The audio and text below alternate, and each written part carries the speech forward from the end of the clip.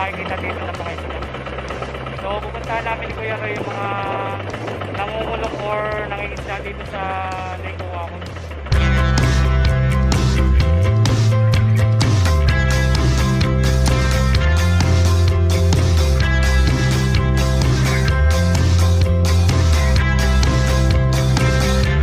Kuya, pwede po magtanong, ano pong karaniwang makikita na isda dito, nauuli na isda dito sa Lake Huacon po?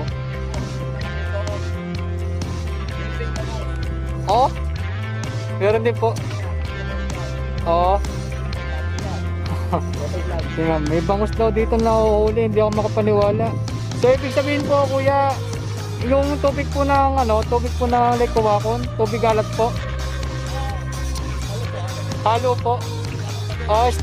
Estuary Lake nga din. Para doon sa Lake Huacon na pinunta ko sa Oriental Mindoro. Ganon. Halo din ng ano. Tabang tsaka may Kuya, salamat po. Salamat po. Alright guys, ayun nga, napakita na nga natin yung mga nangingisda dito sa Lake Huacon at nature nila kung paano nila kinukuha yung mga isda dito. At ayun yung mga iba't ibang uri ng mga isda na nahuli dito sa Lake Huacon. Sabi nila, ang tubig daw dito ay pinagalong tubig alat at saka tubig tabang, which is estuary lake. Tawagin yun sa